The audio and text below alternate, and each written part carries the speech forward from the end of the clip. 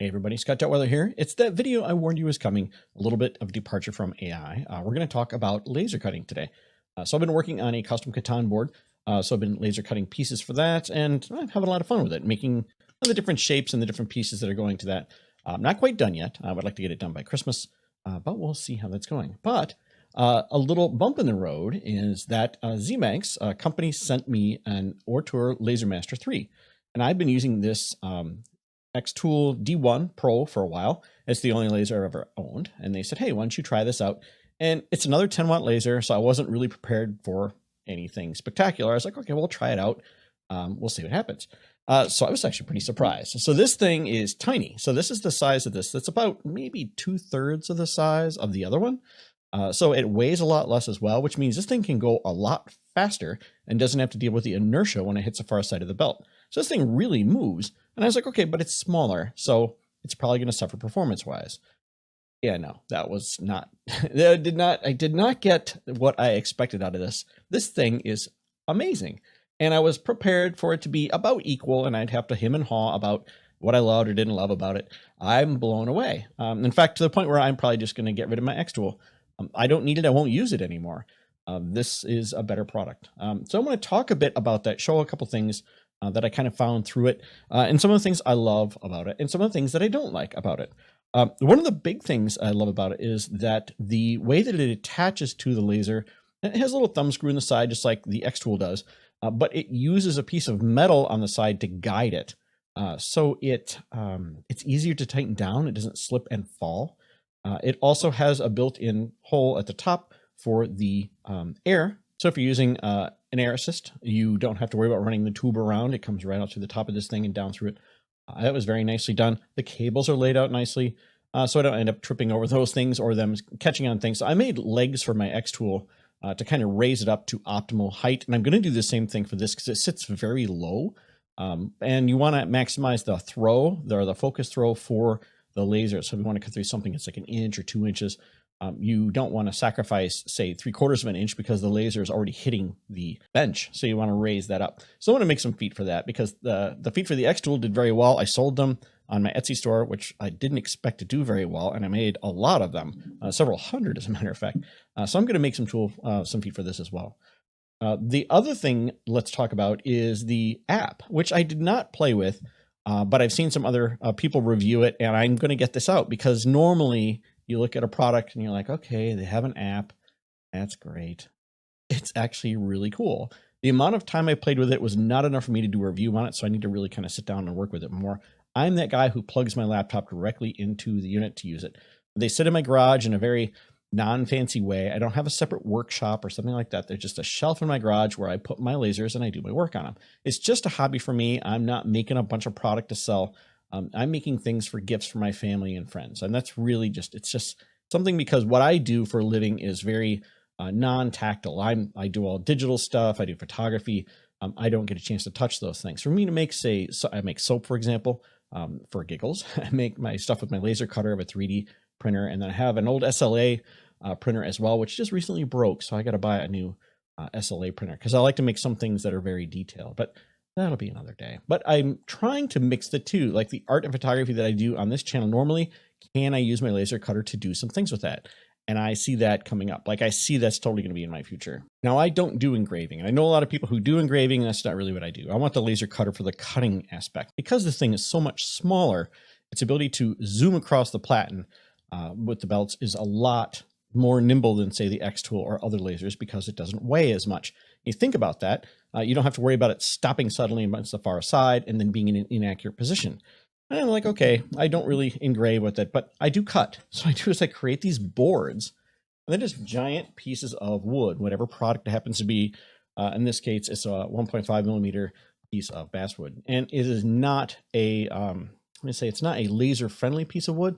I got these pretty cheap and they're fine, but don't expect to do something refined with them. But what I do is I make the board and I put the little QR code at the top so I can remember what it is that if I need to reorder it again, I just take a picture with my phone and then I have the grid that I laid out. Now the bottom portion gets 2 passes, as you can see, it says 2 passes, because my xTool wasn't able to cut through this thing very well. And you can tell which one is the xTool.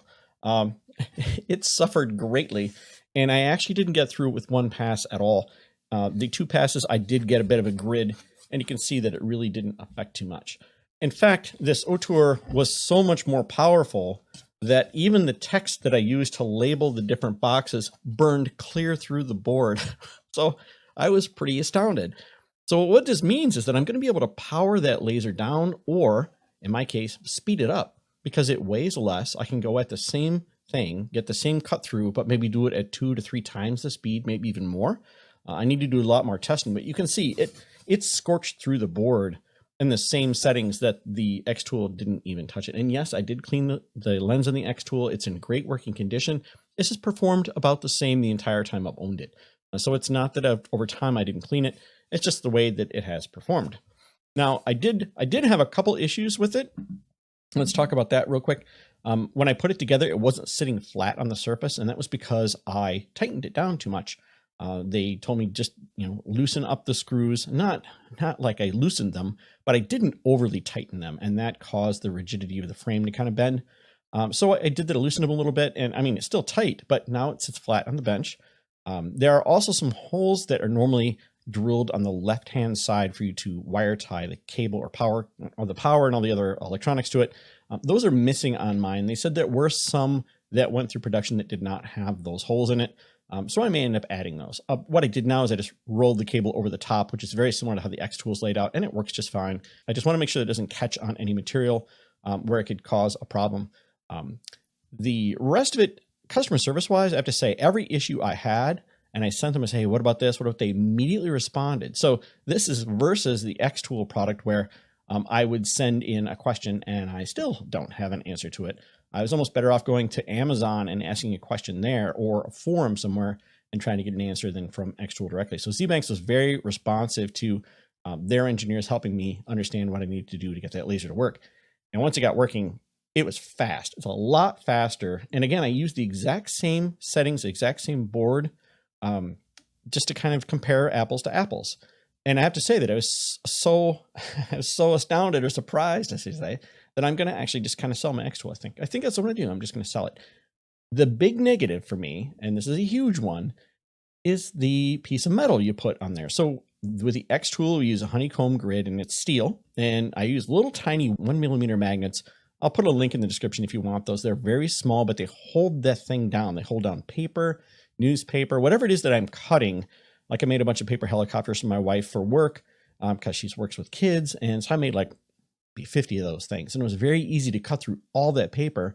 And I just used the flat magnets to hold them down. So Ortur has made the choice of their honeycomb grid, or their grid version, although it cuts very cleanly. And you can see we didn't get any scorching on the back of this, so it works well. But it's made of aluminum. So magnets don't work. I don't know how I'm supposed to hold anything down on this. So you put a big piece of metal on there to hold it down, where the laser head's going to hit it. So a very unfortunate choice of materials there. I'm not really sure why they did that. So obviously I would not purchase I'm going to call it a honeycomb grid because it doesn't really have, I guess, a name. It's just a spoil board, but it's made of metal. I don't know what that's called. But the one from xTool is very nice, although it does kind of slope in the middle. I just drove a screw up to the middle to kind of even it out.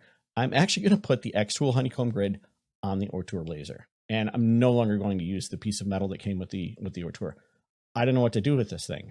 It's nicely built. It has a lot of screws, by the way. It took a while to assemble. It took a lot longer to assemble that than it did to assemble the actual laser.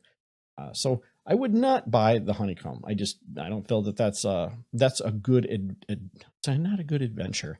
If you're using magnets or even the pegs to hold things down through honeycomb, there's no method other than setting something heavy on top of it so that the air assist doesn't blow whatever it is out from under the laser. So a very unfortunate material choice there. But I have absolutely no other negatives, I would say, about the Zbanx Ortur Laser Master 3. I mean, I loved it. And it was, again, I wasn't walking into this expecting to like it. So it was a really pleasant surprise. And don't send me more lasers, please. This is not I'm looking for more lasers to review. I'm just saying they sent me this thing and I was pleasantly surprised and I want to do a video on it. I'm going to do another video in a few weeks. Again, this channel is going to stay dedicated to AI, photography, and Photoshop and so along that way. But I am going to do a couple more on the lasers because, again, it's that break from what I do where you can't tactily touch something. So we'll continue to do them, but I'm not going to dominate the channel with them, so by any stretch of the imagination. But I wanted to kind of drop this in here and see what you all thought of this. If you have a laser, have you used one of these? Have you compared them? I'd like to hear from people who own both or have tried either one. As I said, I was a very happy xTool customer. I didn't really know what I didn't know. You know, it worked well. It's a 10-watt diode laser. It's not a big CO2 laser, which could actually do work. But again, I'm not doing it as a business. This is just a hobby. It's just for me to make things for me or for my wife or my kids or my friends. It's nothing extravagant. So I was really surprised. What this does is it makes it so I can make things a lot faster, because sometimes it was a 4 or 5 hour adventure to count something out on the xTool. Well, that's going to be 3 to 4 times faster now, at least. So say I have to do a lot more testing and actually put a project underneath it. As I said, I'm going to continue working on the Catan board, but I'll move it all over to the Ortur Laser Master 3. So thank you, Zbanx, for sending that over, and I'll continue working with it. I do have an enclosure from Congrow that I'm going to put on that as we move inside to winter here, because right now it's just sitting in the garage, but I'm not going to stand out in Milwaukee winters with -20 on some days, and trying to laser something is not going to happen. So I'll bring that inside and use that enclosure, which I haven't hooked up yet. I have everything ready. I just have to actually bring it inside because it's been warm enough. I've been suffering through the garage to get everything done. But a couple other things I would mention. This worked right out of the box with Lightburn. So if you're not familiar with Lightburn, it's pretty much the piece of software for designing and controlling your laser. It's one-stop shop. So you don't have to do things in Illustrator, for example, and then import them. You can do all that work right in Lightburn. So I've been designing my entire Catan board in Lightburn. Yes, it's $60. The tool that comes with xTool is free, but it's very limited. So I like the fact that Ortur worked great out of the box with Lightburn and they didn't have to do anything. The xTool eventually flashed the firmware so you can actually use Lightburn with it, because it originally didn't work that way. And still, sometimes that goes off on a vacation and wrecks the board that I've been working on. So I haven't been completely happy with the xTool communicating with Lightburn. It's always a dice roll. It feels like I don't know if the project's going to get wrecked or not. Where I haven't had any problem with the Ortur so far. So I've used it on a few different Catan pieces, and they've been great, and I've been able to cut them a lot faster. But again, I still haven't found that sweet spot. The entire library of tools, or the entire library of settings for different materials for the xTool now has to be completely redone, because it's like 4 to 5 times faster to do the same job. And I don't have to cut through the board 5 times.